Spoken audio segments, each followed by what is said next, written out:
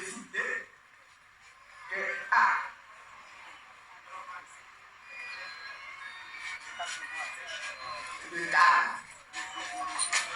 le cas qu'on a donné, c'est devenu du charbon brûlant dans nos mains. On n'a qu'à relâcher ça. Il n'a qu'à retourner chez lui. D'ailleurs, désormais, là, plus personne n'a le droit d'aller le toucher encore, l'interroger encore.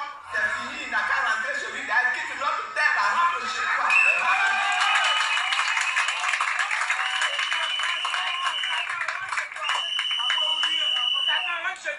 Donc, voilà maintenant. On dit que c'est dans ces pays même qui organisent le retour du rencontre.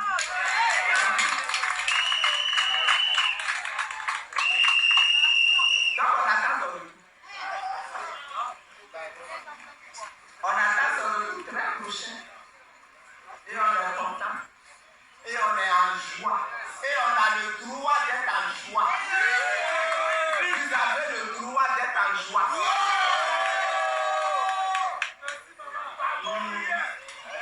Vous avez le droit d'être en joie. Celui qui n'est pas content, c'est tant pis pour lui.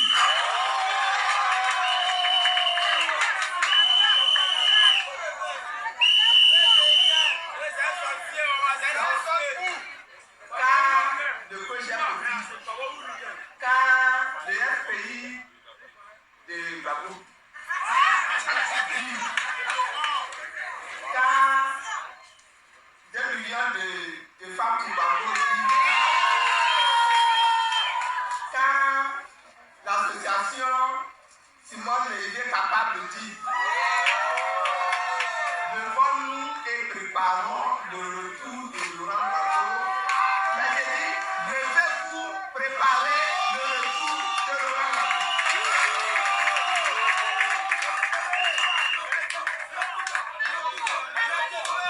Bon, alors, je vais arrêter là comme d'habitude, comme vous savez. Alors, aujourd'hui, nous sommes donc le 18 avril 2021.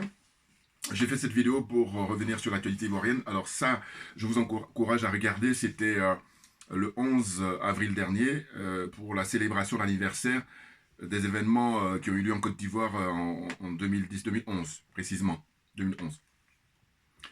Et donc, là, ça a été une initiative des jeunes du FPI et du COGEP et tout ça, différents partis, qui ont demandé à Madame Simone Gbagbo de comment dire, pouvoir présider à cette réunion-là pour célébrer cet anniversaire-là. Elle-même, elle le dit dans son intervention qu'elle ne voulait pas initialement parce qu'elle trouvait que c'était des événements à oublier, mais ils l'ont convaincue et du coup, elle est en très grande forme.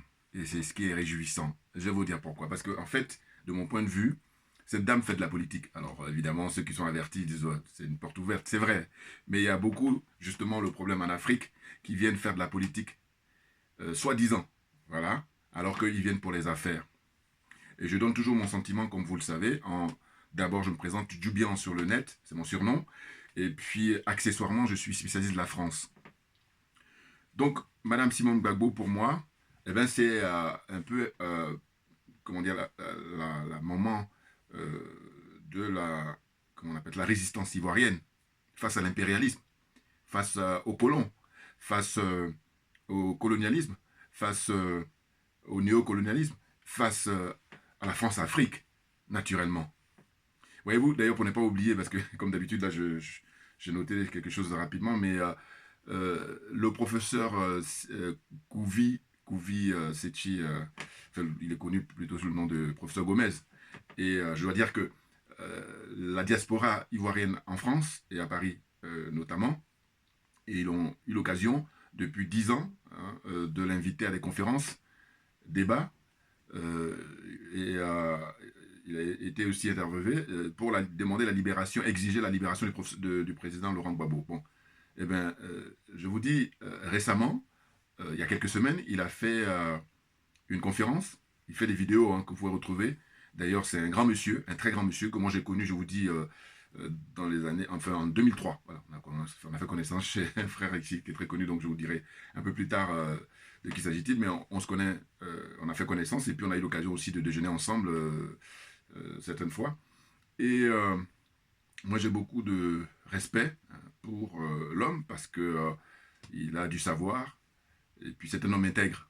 Voyez-vous, c'est surtout ça qui m'intéresse particulièrement. Il est incorruptible. Vous voyez, parce qu'avec les connaissances qu'il a, il aurait pu, comment on appelle ça, ne pas la ramener. Et dans ce cas-là, il a un bon poste, en tant qu'enseignant en Afrique ou même ici, en France, puisqu'il a fait Hippocagne et puis il a un bagage très très lourd. Et puis il fait partie des disciples de Cheikh Anta Diop. Et du coup, total respect. Il est dépositaire de la mémoire du panafricanisme. Enfin, il est l'un, justement, mais un élément très très important. Et donc, il a fait un exposé, là, une conférence récemment sur Houphouët-Boigny. Et je vous encourage vivement à regarder. Moi, ça me fait beaucoup plaisir parce que, à mon petit niveau, je dis toujours, parce qu'évidemment, il faut mettre les choses à leur place. Je n'ai pas évidemment le niveau du professeur Gomez. En revanche, comme je dis souvent, je me rattrape dans ces genres de situations par mon bon sens et mon honnêteté intellectuelle. C'est-à-dire, quand j'ai regardé sa conférence qui dure toujours, c'est très long par contre, hein, mais ceux qui sont courageux, regardez l'intégralité, mais ceux qui ne sont pas courageux, commencez à le regarder à la moitié. Voilà. Et là, je vous dis, charge, et le mot est faible, le président, comment dire, ancien président Houphouët-Boigny, mais, et puis là, il rend hommage à un grand panafricain, un grand combattant patriote ivoirien, hein, qui est très connu en Côte d'Ivoire, en Kragbé, hein, qui est originaire de Gagnoa, qui était en fait de la même génération qu'Houphouët, enfin de la même époque, et qui a combattu Houphouët et qui a combattu la France. Et justement, le professeur Gomez explique en détail comment il a été éliminé par Houphouët-Boigny. Voyez-vous? Et pour ne rien vous cacher, moi je ne le connaissais que de nom. Voilà. Mais là, suite à la conférence du professeur Gomez, je vais maintenant faire des recherches très approfondies sur ce monsieur. Parce qu'en fait, nous aujourd'hui au XXIe siècle, qui revendiquons la qualité de panafricain, ben voilà, pour la Côte d'Ivoire en tout cas, voilà, il y a des panafricains, évidemment, et pas des moindres. On explique toujours la question du guébier et tout ça. C'est très très connu dans l'histoire de la Côte d'Ivoire. Mais il faut dire très franchement, je n'ai pas eu le temps de regarder en détail. Mais là, suite à la conférence du professeur Gomez, je vais aller regarder en détail. Bon. Mais pour vous dire, c'est là où je dis, c'est intéressant par mon bon sens. Je dis, le peu que je sais quand je fais des analyses, voilà, je ne suis pas hors sujet. Voilà, c'est ça. Et que là, je crois qu'il y a d'abord les héritiers d'Houphouët-Boigny. Mais là, je parle des héritiers politiques. Parce que, en ce qui concerne les héritiers, j'allais dire au sens biologique, hein, ses enfants, et sa famille et tout ça, bon, ils ne pourront jamais lui tourner le dos. Bon, donc c'est tout à fait compréhensible. En revanche, les héritiers politiques, PDCI et compagnie, je dis, regardez cette vidéo-là et puis fermez-la définitivement. C'est clair. Parce que tout le mal qu'a pu faire Houphouët-Boigny à l'Afrique en général et à la Côte d'Ivoire en particulier, c'est la facture que nous sommes en train de payer depuis, comment dire, j'ai failli dire depuis sa disparition, oui, hein, en 1993. Et c'est pas terminé parce qu'on doit se battre, plus que jamais. Voyez-vous? Donc, ce qui est dommage, ce qui est regrettable, c'est qu'on fait le constat et on voit que, au lieu de livrer bataille à l'international, ces gens-là, beaucoup, livrent la bataille au niveau national. Alors, je vais vous donner l'image pour que vous compreniez en termes sportifs, notamment le football, qui est le sport roi. En fait, les rapports avec la France, mais là on est à l'international. Il n'y a pas de discussion possible là-dessus, c'est une évidence. Sauf que le constat qu'on fait, c'est que les discussions tournent toujours sur le fait que je suis pro-Gbagbo, je suis pro-Ouattara, je suis pro-Bédié. Voyez-vous, hein? Donc pour moi, on la joue nationale.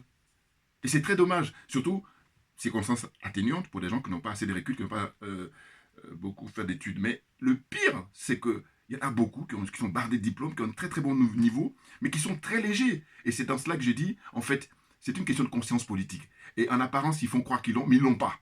Évidemment. Et je dis que je suis toujours impatient hein, que l'occasion se présente pour que j'ai un débat, une discussion comme ça, justement, tête à tête. Voilà. Et je pense que ceux qui me suivent depuis quelques années déjà, avec mes vidéos, savent que j'ai suffisamment de bagages, j'allais dire, et d'arguments par rapport à mes vidéos. C'est clair, puisque je donne mon opinion sur la question, la question des relations entre la France et l'Afrique, sur la France-Afrique, voyez-vous, sur le pillage des richesses africaines. Et donc, mon slogan, vous voyez très bien, comme d'habitude, je dis, la zone CFA, c'est la zone, donc zone franc CFA, zone des aliénés, hein, zone des complexés, et puis zone des corrompus. Et quand on écoute, on regarde l'intervention du professeur Gomez, du professeur Kouvi, cette nuit, eh bien, on voit que il décrit, mais avec beaucoup de, comment on appelle ça, de tact, hein, d'estérité, la situation historique. Tous les, comment dire, toutes les magouilles du Houphouët-Boigny, les relations qu'il a pu, comme ça, établir avec la France pour déstabiliser l'Afrique. Donc, les héritiers politiques du Houphouët-Boigny, PDCI, là, ferment-la définitivement.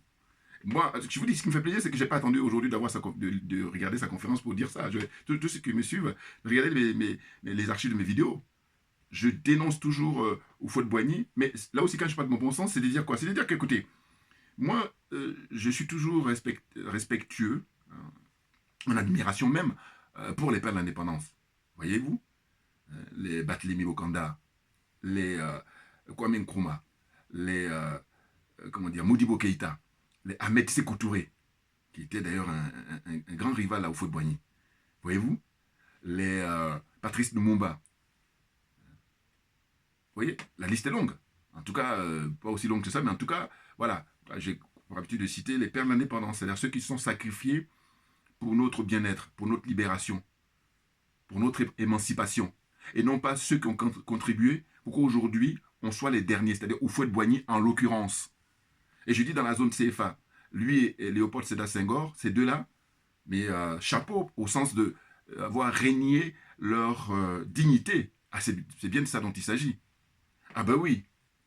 Donc, ce que je constate, c'est que je dis, comme j'ai parlé tout à l'heure du football, c'est de dire que, mais il a joué, même quand je dis national, même régional, même carrément.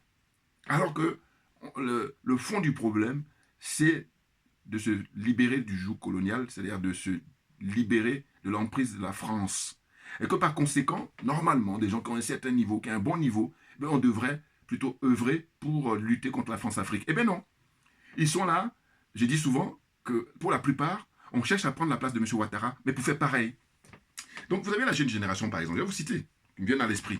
Je dis, dites-moi, parce que moi j'ai toujours cité 4 personnes en Côte d'Ivoire, dont j'estime que eux, voilà, la France les redoute, parce qu'elle sait très bien que, eh ben, s'ils ont le pouvoir, hein, ou s'ils reviennent au pouvoir, parce qu'ils ont eu le pouvoir déjà, mais parce que justement on les a fait partir, la déportation du président Gbagbo, bon, d'une certaine façon, les choses sont claires. C'est parce que la France a estimé qu'il ne faisait pas l'affaire, qu'il n'avait pas confiance. Bon, je l'ai déjà dit dans plein de vidéos. Donc, mais ce que je veux dire, c'est quoi? C'est que, par exemple, je salue Mme Simone Gbagbo là, par rapport à son retour. Hein, là, vraiment, c'est ça qui est réjouissant, c'est de voir que cette dame, avec tout ce qu'on a pu lui faire, physiquement, moralement, psychologiquement, il faut imaginer. On n'est pas témoin de ça, mais c'est ça l'intelligence humaine, c'est de pouvoir imaginer. Hein, et de voir que, là, quelques années après, depuis sa libération, elle est beaucoup plus forte, qui est d'ailleurs le propre des femmes d'ailleurs par rapport aux hommes, parce que les hommes c'est l'apparence, mais dans le fond ils sont on est moins. C'est clair. Je veux dire, si ça dépendait, là aussi pareil, j'ai toujours mon point de vue. Si ça dépendait que de moi, j'ai dit bon, il y a eu trop de désastres là, dans l'histoire de l'humanité, machin et tout. Et puis si on veut rester dans le cas de la Côte d'Ivoire, je dis ben maintenant là, on va donner le pouvoir aux femmes, voilà. Et oui, parce qu'on a connu l'expérience des hommes, ça nous donne quoi? C'est le chaos. Donc les femmes prennent le pouvoir, et puis on va voir. Et oui. Alors quand j'étais petit, on disait toujours l'expression, je crois que c'était l'expérience vaut mieux que la science, voilà. J'aime bien cette idée-là. Voilà. On va faire l'expérience, puis on va voir. Mais oui, pourquoi? Parce que sinon, c'est une fuite en avant, sinon c'est une continuité, toujours dans cette espèce de... comment on appelle ça? Il y a du gâchis. Ben oui. Alors évidemment, il y en a certains, ou même la plupart, ce qui les intéresse, c'est de prendre leur petit lopin là, et puis ils sont contents. Voilà. La vie se limite à ça. Donc, très léger. Voilà. Des abrutis. Enfin bon, excusez-moi. Parce que... Donc, je cite la nouvelle génération, pardon. Je dis, mais... Jean-Louis Bignon, PDCI, c'est lui qui a lutté contre la France-Afrique, c'est même pas prévu dans son truc. Lui, il va militer à fond même pour la France-Afrique. Qui Tidiane Tiam, pareil, idem, militer pour la France-Afrique. Qui Yasmina Ouyen, je sais pas. Mais en tous les cas, bon, c'est vrai que je ne l'ai pas encore écouté à ce propos-là. Mais donc, je mets point d'interrogation. Thierry Tano, pareil, c'est des gens qui vont militer pour la France-Afrique. Kakabe, n'en parlons pas. Lui, en fait, moi je suis même plus âgé que lui, mais dans sa façon de faire, quand je l'observe, je dis voilà, c'est ce que j'appelle, c'est des gens, Vous avez des gens qui sont vieux, mais qui font jeunes, et puis il y a des gens qui sont jeunes, qui font vieux. Lui, il est jeune, il fait vieux, voilà, dans toutes les pratiques et tout ça. Et puis, lui, il est rentré dans l'histoire par la petite porte, et ce qu'il a fait là. C'est-à-dire qu'il suffisait que lui, il ait le courage de ne pas se présenter contre Ouattara, et puis on n'allait pas aussi avoir tout ce désastre-là. Hein. Le jeune Kofi, là, dont on coupe la tête, on n'allait pas avoir tout ça. Voilà. Donc, il emporte une responsabilité historique Kakabe, évidemment. Et puis là, comme Ouattara, il a joué un peu politique alors qu'il n'est pas politique. Hein. Ouattara, c'est un homme d'affaires. Bon. Et la plupart, parce que celui qui est politique, c'est M. Gbagbo, c'est Mme Simone Gbagbo, c'est Blé Goudé, ils font de la politique. Voilà. Ou à la rigueur, M. Mamadou Koulibaly, le professeur d'économie, ancien président de l'Assemblée nationale. Voilà. Il fait de la politique. Voilà. Il fait de la politique au sens noble du terme. Vous voyez, c'est ça. Sinon, la plupart, c'est les affaires. Donc, je disais quoi, la suite. Stéphane Kipré. Bon, c'est marrant ce monsieur, parce que FPI, lui, il paraît qu'il est le beau-frère de président Gbagbo, là. Mais j'ai regardé un truc dans une interview où il disait que lui, c'est un homme d'affaires, hein, donc je n'accorde aucun crédit quand il dit que non, il n'est pas venu à la politique. C'est pas vrai. Parce qu'au fond, toujours pareil, dans ma propre réflexion, je dis, mais quelles sont les relations avec le jeune frère Johnny Pacheco? Même si c'est vrai que le pauvre, je veux dire, il y a des cas à étudier, c'est des études de cas, ça, dans les écoles, en sciences politiques. Ben oui, c'est-à-dire que je me dis, il n'avait pas des bons rapports avec quelqu'un comme Johnny Pacheco, bien avant qu'il bascule, hein, parce que Johnny Pacheco, je crois que justement, il a été déçu par rapport à l'attitude de tous ces gens-là. Sinon, auparavant, il faut reprendre les archives là aussi pareil. Si ces gens-là, comme Stéphane Kipré, ils avaient fait ce qu'il fallait pour le soutenir, je ne crois pas qu'il allait basculer. Voilà. Alors on me dit, oui, mais il n'a aucune excuse. Ben, écoutez, c'est pas aussi évident que ça.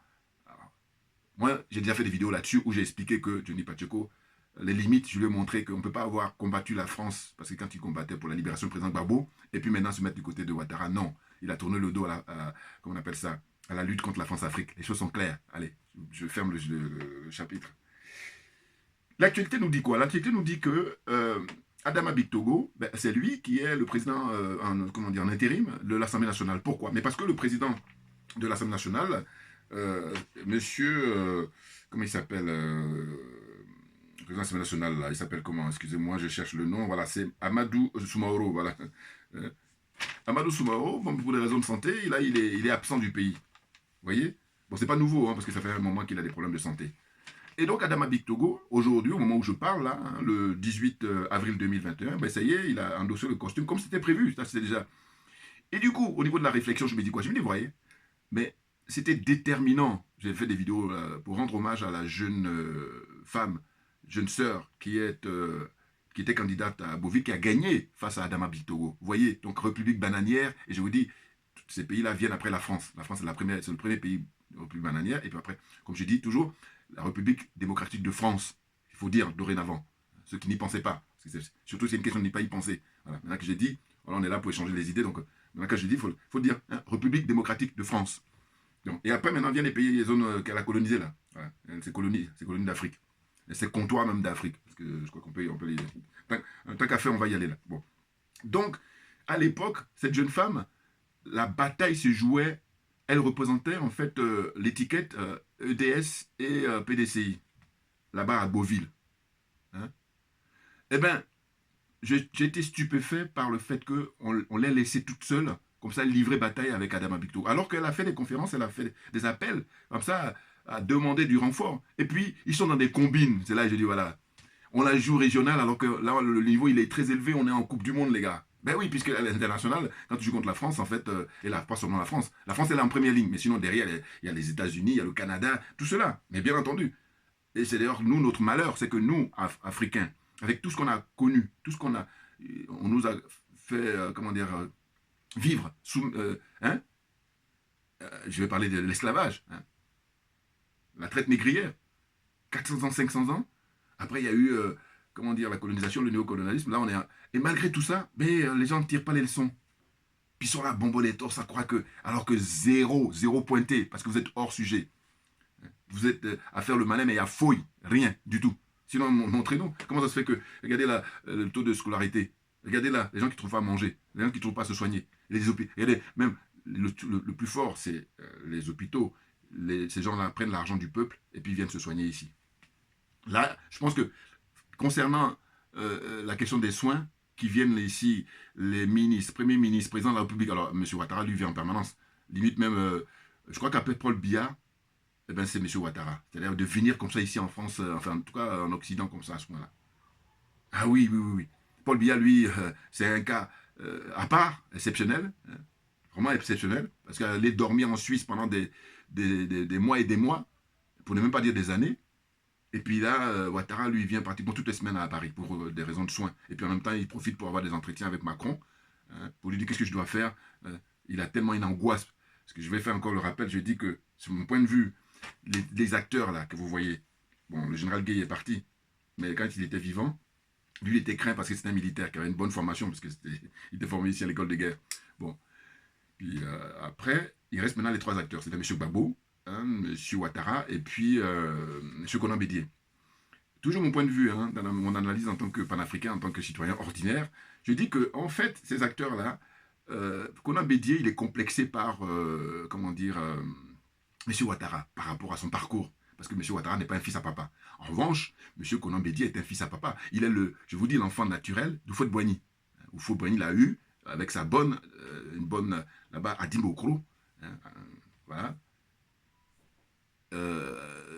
Son ami, hein, de jeunesse, Ambroise Samba, qui était à l'époque là-bas le député maire. Bon. Donc, il est l'enfant naturel de Houphouët-Boigny, fils à papa. Et d'ailleurs, Houphouët a tout fait pour sa formation. Hein. Il a été encadré ici d'abord en France, fait quelques études à Poitiers, paraît-il. Puis après, aux États-Unis, il a été nommé là-bas secrétaire d'ambassade, après il devient ambassadeur. Bon, donc il est complexé par, comment dire, Ouattara. Maintenant, Ouattara, lui, il a une hantise, il a une peur bleue, enfin, comment dire ça. Mais le président Gbagbo, mais il a peur de lui. Ah oui, mais pourquoi? Mais parce que si on était sur un terrain, j'allais dire, autre que la politique, bon voilà, il serait un peu plus à l'aise. Mais comme on est dans le domaine qui est le domaine de prédilection, M. Gbagbo Laurent, parce que c'est un politique, c'est un animal politique même. Et puis cette qualité-là, elle n'est pas donnée à tout le monde. Hein, voilà. Pour sa génération, lui, c'est un animal politique pur. Il connaît la politique. Maintenant, je dis toujours ce que je lui reproche, c'est qu'il était mal entouré. Puis il y a quelqu'un qui m'envoie des commentaires et puis qui fait de la provocation. Parce que je soupçonne chez certains, ils ne s'affichent pas. Parce que quand vous voyez, même, il y a des gens dans les logos, on voit même à défaut de voir leur visage, mais on voit quelque chose. Mais là, il n'y a rien. Donc c'est juste pour faire de la diversion et puis faire perdre du temps aux gens. Je n'ai pas le temps, moi. J'ai dit que je n'ai pas le temps pour les gens malhonnêtes. Voilà. Je m'intéresse qu'aux gens honnêtes intellectuellement. Parce qu'on est dans un terrain de faire le concours, là, d'honnêteté intellectuelle. Donc je disais que il a une peur vraiment terrible, des cauchemars. Président Gbagbo. Rappelez-vous, quand le président Gbagbo avait donné l'interview à Denise Epoteke, j'ai critiqué, parce que je dis il aurait dû donner une interview soit à une chaîne panafricaine, ou alors, même il aurait un jeune du FPI, là, il prend son iPhone, le filme, et puis après, le jeune, voilà. En plus, ce que je dis là, toujours, parce que je suis sidéré, c'est pour ça que je répète, parce que je dis, c'est pourtant facile ça, mais ça veut dire qu'il y a un problème, et c'est ce que j'appelle, en fait, c'est le complexe inconscient. C'est-à-dire, quoi qu'on dise, ben oui, parce que si tu étais à l'aise, ben tu fais ça. Vous voyez? Bon, j'ai déjà parlé ça dans mes vidéos précédentes. Donc je veux dire que, quand on est sur le terrain politique dans lequel nous sommes, j'ai dit que le président Gbagbo, eh ben, il a des points d'avance. Et ça, c'est dû à son charisme naturel. Et ça, c'est aussi, je dis comme toujours, chacun de nous a une énergie. Et que par conséquent, l'énergie qu'il a pour faire de la politique, mais il est trop en avance. Et, comment dire, M. Ouattara, ben, c'est ce qu'il redoute. Parce qu'il sait très bien que si on la joue dans la transparence, il n'a aucune chance. Il est éliminé, même il ne pourrait même pas être qualifié. Voilà, il y a une fonction faire une présélection. Les choses sont claires, mais bien entendu. Et ça, c'est des trucs que je trouve tellement évident pour moi hein, quand j'observe là. Vous voyez, parce que je suis comme vous. Hein, je veux dire, je n'ai pas une entrée dans un endroit spécial pour dire voilà, comme tu es là-bas, tu as écouté. Puis, non, non, pas du tout. Je regarde comme vous les infos, je lis et tout. Et puis à partir de là, je fais mes analyses. Puis voilà. Bon, donc au fond, là actuellement, la panique à bord. Pourquoi? Mais parce que Mme Simone Gbagbo, alors que c'était elle qui devait être abattue, compte tenu de ce qu'on a pu lui faire, qu'elle a pu subir. Eh bien non. Et c'est là où on se rend compte que, eh bien, finalement, il y avait une bataille qui avait été gagnée par Ouattara et la France. Ce n'était pas la guerre qu'ils avaient gagnée. Ah oui, parce que quand tu gagnes la guerre en général, ça se termine. Or là, on est dans une situation où ceux-là même qui devraient être oubliés, qu'on ne devait pas en entendre parler, parce que c'était la politique de M. Ouattara depuis 10 ans. Ah, bien entendu. Sans parler des nominations qu'il a pu faire comme ça, qui sont de notre âge. C'est-à-dire que tous les postes importants en Côte d'Ivoire, hein, que ce soit même public ou privé, il met que des gens avec les noms du Nord. Et d'ailleurs, les frères Yodé et Siro, voilà, ils le disent bien dans leurs chansons. C'est regrettable, parce qu'on est au XXIe siècle. Donc, je dis en plus de ça, ces gens ont vécu ici, c'est là où tu vois la lobotomie, tu vois une espèce de complexe comme ça qui est très profond. Les nègres de maison, n'en déplaise à Claude Issard, bien entendu. Ah ben oui. Ah oui, non, non, mais moi, faut pas. Là-dessus, faut pas. Le terrain du déni, je vous dis que c'est propre à la culture française. Et comme je vis ici depuis un certain nombre d'années, je comprends leur fonctionnement. J'ai dit, mais il faut lutter contre ça. Parce qu'en fait, dites la vérité aux gens. Parce que ça participe à la manipulation. Et puis à croire qu'on est plus malin. Et puis, non, non, non, non. On est des êtres humains, donc on est doué de raison. Et on est doué de réflexion. Voilà. Et à partir de là, voilà, on va mettre les cartes sur table. C'est clair. Donc c'est ça. Je vous dis, actuellement là, le scénario qui était prévu par les Français, là aussi c'est mon point de vue, toujours, hein, on est d'accord. Bon, ils avaient souhaité que ce soit Tidiane Thiam qui prenne la relève au bout de 2 mandats de Ouattara, mais il n'a pas voulu. Et du coup aujourd'hui, ben, il est en bras de fer avec, en guillemets là aussi pareil, un bras de fer.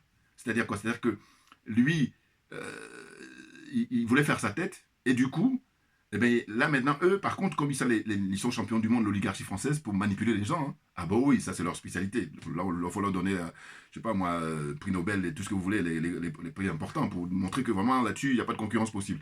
Un manipulateur, l'oligarchie française. Voilà. Et puis champion du déni. C'est pas de la vérité, quoi. Vous voyez. Et du coup, là, il sort toutes les cartes, là, et puis il est complètement dépassé. C'est clair. Vous voyez. Parce que comme la vérité finit toujours par triompher, eh bien, M. Gbagbo va rentrer prochainement. Il paraît-il qu'ils sont en négociation. Et je pense, moi, personnellement, je vous dis, l'erreur qu'il a fait, c'est de faire assassiner, de faire empoisonner Ahmed Bakayoko. Là, pour le coup, je crois que pour moi, c'est la coupe qui était pleine. Ah oui, la coupe est pleine, là. C'est-à-dire qu'il y a la goutte d'eau. Voilà. Mais ces gens-là, ils sont à un autre niveau. Hein. C'est-à-dire qu'on n'est même pas sur la... Là, en apparence, on croit qu'on est tous sur la Terre, mais eux, ils sont ailleurs. C'est clair. Et oui, et comme je dis toujours que quand tu prends le temps de réfléchir pour aborder un sujet, tu ne fais pas n'importe quoi. Or là, on est dans une situation où eux, ils sont même ce que j'appelle sans foi ni loi. Donc ils font n'importe quoi. Et quand on est dans une situation de réfléchir un peu, eh bien on se dit, mais qu'est-ce que c'est que ça? Donc voilà, voyez-vous? Donc j'ai dit, cette dame, Mme Simone Gbagbo, elle revient en force et elle est à l'aise. J'aime bien quand elle dit les Français, elle dit les Blancs. Voilà, il faut appeler un chat un chat. C'est ça. Et non pas tourner autour du pot alors qu'on a suffisamment de recul et on sait qui est à l'origine de nos malheurs. Voyez-vous? Et ces chiens de garde là, ces, comment ils s'appellent, ces nègres de maison, tous les dirigeants africains, zone CFA, ce sont les nègres de maison.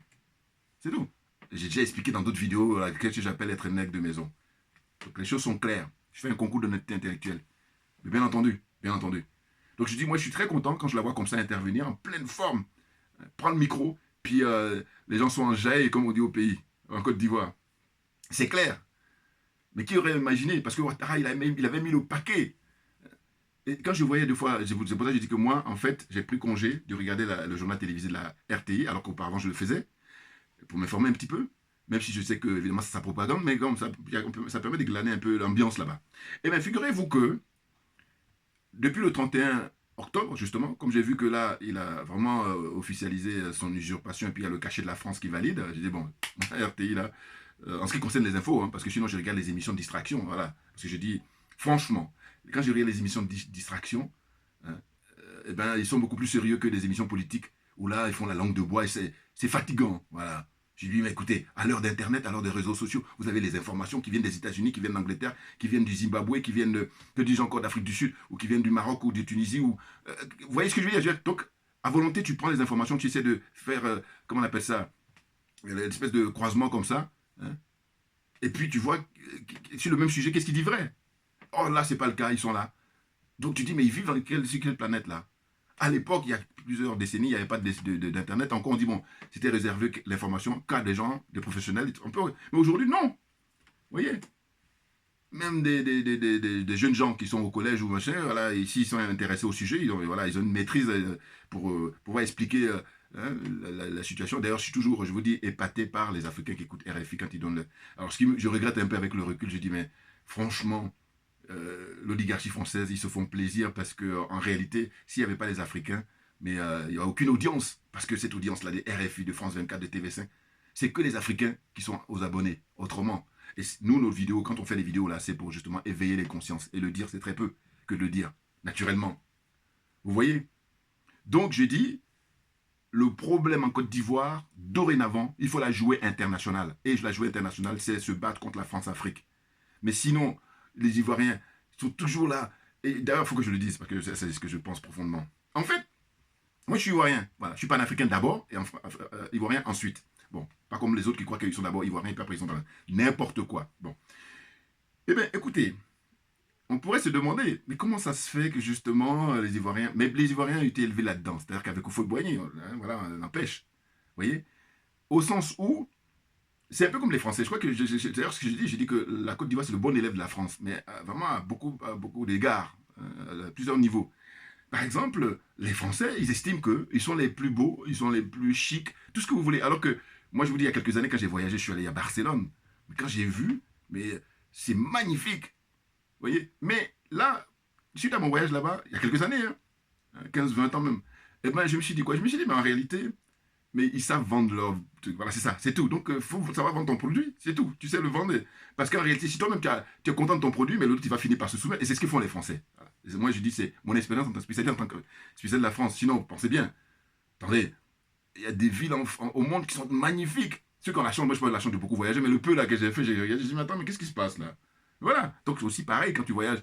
Alors, c'est dommage, j'ai fait beaucoup de voyages, puis il y en a qui comprennent rien. Alors que moi, je dis un peu, hein, tac. Même quand je suis allé en Suisse, j'arrive, je dis, mais quand j'étais petit, mais la Suisse, en tant qu'Africain, mais putain. Et puis on nous disait même que voilà, c'est l'argent de tous les chefs de taille de ces gars-là. Mais j'ai vu les tracteurs, machin, tout ça, mais puis j'étais allé avec mon après, je vous donnerai plus de confidence là-dessus, mais je dis, mais n'importe quoi, c'est comme. Voilà, maintenant, bon, ils ont bossé, hein, c'est vrai, mais je veux dire que c'est pas. On a passé une autre planète, mais non. Donc, bon, je ferme la parenthèse. Tout ça pour dire que les gens, ils font des longues études, ils ont même été formés ici. Puis quand ils reviennent au pays, au lieu de faire le nécessaire de manière à ce que les gens nous respectent, parce que c'est nous qui avons le dernier mot, puisque nous sommes dans la vérité, eh ben non. Ils sont dans la soumission, malgré qu'ils aient vécu ici, hein, malgré qu'ils aient eu l'expérience, la formation. Ils sont dans le complexe, ils sont dans la corruption. Alors là, je dis toujours, ils peuvent essayer d'échapper à mais le dernier, là, je vais les choper sur la corruption. D'abord morale et ensuite matérielle. Ça, c'est clair. Parce qu'autrement, quand nous autres, tu es dénué de ça, mais tu es tranquille. Vous voyez bien quand je tiens mon discours. Pas de problème. Pas d'aliénation, pas de complexe et pas de corruption. Voilà. Parce que moi, je dis, on doit jouer égal à égal et puis que le meilleur gagne. Mais au sens noble du terme. Au sens noble du terme. Hein? C'est clair. Un peu comme, parce que nous sommes évidemment des petits-enfants de Cheikh Anta Diop. Il se dit, il faut fournir les armes et puis il faut vraiment se casser la tête pour la science. Puis quand vous brillez à connaissance égale, la vérité triomphe. Bouh, une fois que tu entends ça, tu dis, bon, c'est bon. La messe, faut dire, il n'y a rien à dire. C'est tellement, hein, à connaissance égale, la vérité triomphe. Et ça y est, je crois qu'il avait dû sortir ça quand il était parti là-bas, à l'époque, au Caire, hein, en Égypte, pour se confronter avec deux intellectuels sur l'histoire, les origines de l'Égypte ancienne. Bon, enfin bref. Donc au fond, je veux dire que tout ça c'est plaisant parce que Madame Simone Gbagbo, je vous dis encore une fois, moi je suis quelqu'un de très humain. J'accorde une importance démesurée à l'être humain. Et c'est la raison pour laquelle je le dis souvent, j'ai dit moi, tant qu'il n'y a pas de mort d'homme, on négocie. Mais dès qu'il y a juste un seul qui meurt, allez, terminus, tout le monde descend. Ah oui. Et quand c'est une image que je donne, c'est pour dire que j'arrête la discussion. Eh oui, maintenant on va s'expliquer. Comment ça se fait? Oh là, c'est pas le cas. On tue les Africains en permanence, et puis là, les gens, ils sont dans leur petit lopin, comme je disais là, voilà, ils ont leur petit business, et ça suffit. Je reviendrai là prochainement sur ce qui s'est passé encore récemment aux États-Unis. Maintenant, il y a un président démocrate, parce qu'on reprochait à Donald Trump. Et là aussi, c'est pareil. Concernant aux États-Unis, les républicains et puis les démocrates, et surtout Donald Trump, il y a beaucoup qui ne maîtrisent pas, parce qu'il y a beaucoup de choses à apprendre là-dedans. Mais bien entendu, mais il faut être avisé. Eh oui. Eh oui, oui. Il faut être avisé. Parce que là, les histoires de le frère Floyd là, qui a été assassiné par les policiers, mais c'est la culture américaine déjà, barbare. J'avais même fait des vidéos, je me rappelle, où j'ai dit que le premier pays de merde au monde, c'est les États-Unis. Voilà. Puis j'avais porté des arguments. Ouais. Bon, là, comme YouTube a fermé, donc il faudra pouvoir les retrouver, mais bon. Donc tout ça pour vous dire, mais bien entendu. Donc j'ai dit, normalement, mais comment ça se fait que maintenant qu'il y a un démocrate au pouvoir, eh bien, on a tous les jours qui passent depuis qu'il a pris le pouvoir, hein, eh ben, les Noirs sont assassinés. Donc voilà. Donc le problème, il est ailleurs. Donc oublier Donald Trump. Non. Alors c'est vrai que c'est pas un enfant de cœur, lui, mais par contre, il n'est pas le pire. Voilà, c'est ce que je tenais à dire. Et moi, quand je dis j'adore la vérité, eh oui, faut pas, avec l'expérience de vie ici, ah non, bon, alors c'est pas non plus... Mais je dis, quand je regarde des gens comme Lasconi, dans leurs conférences, dans leurs discussions, le professeur Gomez, Couvi, Letchmi, bon, je dis, mais je suis pas hors sujet. C'est ça qui est plaisant. Et bien entendu. Voilà. Donc, ce que je voulais dire aujourd'hui pour cette vidéo, c'est ça. C'est de dire que la politique va rentrer en jeu parce que ça y est, là, monsieur Ouattara, j'estime qu'avec le 3e mandat, comme on dit en Côte d'Ivoire, il a eu ce que j'appelle le Guassou. Guassou, c'est-à-dire que c'est un plus qui n'était pas prévu initialement. Voilà. Et c'est d'ailleurs pour ça qu'il est en confrontation avec les Français, parce que eux, dans leur agenda, ils n'avaient pas prévu qu'il fasse un 3e mandat. Normalement, encore c'est mon point de vue. Voilà. Ils avaient prévu qu'il passe la main à Tidiane Thiam. Et s'il était d'accord pour ça, mais ils allaient orchestrer tout comme ils savent le faire. Maintenant, nous, panafricains, on dit non à Tidiane Thiam, non à Thierry Tano, non à tous ceux, les Jean-Luc Billon. En tout cas, ce que je veux dire, c'est que tous ceux qui sont pour une continuité de la France-Afrique, nous disons non. Et quand je dis non, le mot est faible. Allez faire autre chose. Comme vous êtes des gens brillants, avoir fait les grandes écoles et tout ça, mais allez faire les affaires. Voilà, vous serez tranquille. Mais là, venez faire de la politique. La politique doit être réservée qu'à des gens qui sont animés, qui sont dotés pour servir l'intérêt général. Voilà. L'intérêt du public, de tout le monde, de tous les citoyens, du peuple, tout simplement. Mais bien entendu. Et non pas là, sous prétexte que vous avez des connaissances. Et ce que je dis, d'ailleurs, dans la formule que j'ai trouvée récemment, il y a quelques mois, je dis que les intellectuels africains, ou pas du tous, mais en tout cas la plupart, beaucoup, ben, ils font un usage caricatural de leur savoir et de leur connaissance. Je dis, là, pareil, les gens qui s'y connaissent, faites un commentaire sur ce truc-là, cette expression que j'ai eue, ça sort de moi, c'est moi qui... Voilà. En les observant par rapport à... Quand ils sont dans des interviews, qu'est-ce qu'ils disent par rapport à un sujet? On leur donne un sujet, comment ils répondent? Nous sommes en démocratie, mais dans la pratique, ça donne quoi? Rien. Donc je dis, tu fais usage, hein, c'est caricatural. Hein, au niveau de tes connaissances. Si tu vas nous embrouiller, alors que la vérité, elle est là, et la vérité, elle reste unique, elle n'est pas déformée. Hein, c'est clair. Voilà. Donc, la vidéo d'aujourd'hui, j'ai dit que c'est de bon augure. On voit comme ça la pêche qu'elle a Madame Simone Gbagbo. Et puis, il y a les préparatifs pour l'entrée au pays, la rentrée au pays de Monsieur Charles Blé Goudet et puis le président Gbagbo Laurent. Voilà. C'est clair. C'est clair, parce que la vérité elle finit par triompher là, à travers ce qu'on est en train de voir là. Parce que comme elle disait dans son interview, enfin quand elle tenait cette réunion-là, publique, qu'il y a des miracles qui se passent en Côte d'Ivoire. Mais bien entendu, pas seulement en Côte d'Ivoire, mais en tout cas là, comment on appelle ça, toutes les caméras sont branchées parce que nous vivons un moment historique. Il a été arrêté, ils ont été arrêtés, parce qu'il n'y a pas que le président Gbagbo, elle-même aussi, voilà, hein, en 2011, et puis là, 10 ans après, libération. Et on est en train de leur dire, vous avez raison. Maintenant, moi j'ai dit, ça ne suffit pas. Il est question de dédommagement. Et puis c'est malsain et c'est malhonnête les gens qui ont l'indécence. C'est indécent, ils disent quoi? Oui, il paraît que le président Gbagbo, il va toucher... Non mais attendez, de quoi vous parlez là? Moi quand c'est comme ça, je dis c'est toujours mon bon sens. Je dis mais attendez, qui est-ce qui veut se mettre à la place de Charles Blé Goudet par rapport à ce qu'il a vécu? Qui est-ce qui veut se mettre à la place du président Gbagbo par rapport à ce qu'il a vécu? Qui est-ce qui veut se mettre à la place de Madame Simone Gbagbo par rapport à ce qu'elle a pu vivre? Ou même tous les autres, sachant que le pompon, c'est encore aujourd'hui, au moment où je fais la vidéo, le 18 avril, 2021, il y a des gens en prison qui sont détenus simplement parce que c'est la dictature en Côte d'Ivoire. Et là, c'est un euphémisme que de dire ça. C'est-à-dire que ces gens-là, on leur reproche simplement qu'ils demandent qu'il y ait la liberté pour qu'on puisse choisir qui on veut. Voilà, liberté d'expression. Madame Poulchéry, que je ne connais pas, hein, mais il paraît que... Voilà, je crois que c'est Madame Niam qui en parle souvent, que c'est une amie à elle et tout. Mais beaucoup de respect. Mais bien entendu, parce que, écoutez, tout récemment, d'ailleurs, j'ai appris qu'elle a demandé une liberté conditionnelle ou une liberté, comme ça, on peut la libérer. Voilà. Eh bien non, ça a été refusé. Liberté provisoire, ça a été refusé. Bon. Et donc, il y a elle, qui est rentrée il y a 1 an, je crois, ou je ne sais pas, il y a quelques mois, en tout cas. Parce qu'elle avait dit non au 3e mandat de Ouattara. Voilà, rien que ça. 3e mandat de Ouattara, elle dit non. C'est une femme intègre. Beaucoup de respect. Voilà. Total respect. Et puis, surtout, moi, j'avais déjà dénoncé dans mes vieilles vidéos, j'ai dit, mais les militaires qui ont combattu dans l'armée régulière, dans l'armée de Côte d'Ivoire, donc pour soutenir le régime du président Gbagbo, eh bien, il y en a plein qui sont encore en prison. Et je lui dis, mais au nom de quoi ces gens-là sont en prison, alors que les militaires, ils sont là pour exécuter l'ordre qui est donné par... ces civils-là. Donc on a libéré des civils et puis on laisse les militaires. Mais je donnais d'ailleurs mon point de vue, je le redonne encore. J'ai dit en fait, parce que M. Ouattara sait très bien que ces gens-là sont des stratèges. Et ils connaissent. Mais ça ne justifie pas de les garder. Parce que c'est la dictature qui veut ça et pas autre chose. Donc tous ces juristes-là, tous ces hommes qui sont du côté de Ouattara qui disent nous sommes dans un pays de droit. Mais non, mais ferme-la. Bah oui. Parce que de quoi tu parles? Donc je te réponds, je dis, toi tu en fais un usage caricatural de ton savoir et de ta connaissance. Voilà. Et que les gens honnêtes intellectuellement, eux par contre, ils en font un usage, voilà, un bon usage, comme il faut, pour éclairer les gens, pour élever les gens. Bande de nazes. Parce que, excusez-moi de la vulgarité, mais c'est fatigant. Merci à vous pour votre attention, on ne lâchera rien. Je pense que la vérité, comme je le dis, et comme tout le monde le sait, finira par triompher. Ce qui fait que là, les préparatifs, ce qu'on peut regretter un petit peu, c'est le fait que, voilà, il y a le camp de Nadi Bamba, et puis il y en a qui disent, voilà, et puis je pense à l'actrice, Annie Tchele, que moi je soutiens, parce qu'elle est pro Madame Babo, voilà. Madame Simon Gbagbo, moi je suis pro Madame Simon Gbagbo. Parce que je veux dire, normalement, je vais vous dire qu'elle est beaucoup plus redoutée, donc je termine là, j'allais oublier. J'ai redit encore 4 personnes qui sont redoutées.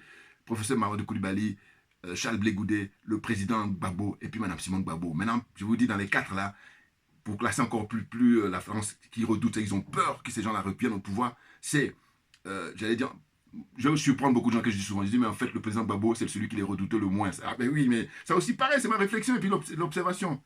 Ça s'appelle la psychologie, voilà, puis j'analyse. Et puis après lui, ce qu'ils vont redouter le moins, là les 3 maintenant c'est tendu.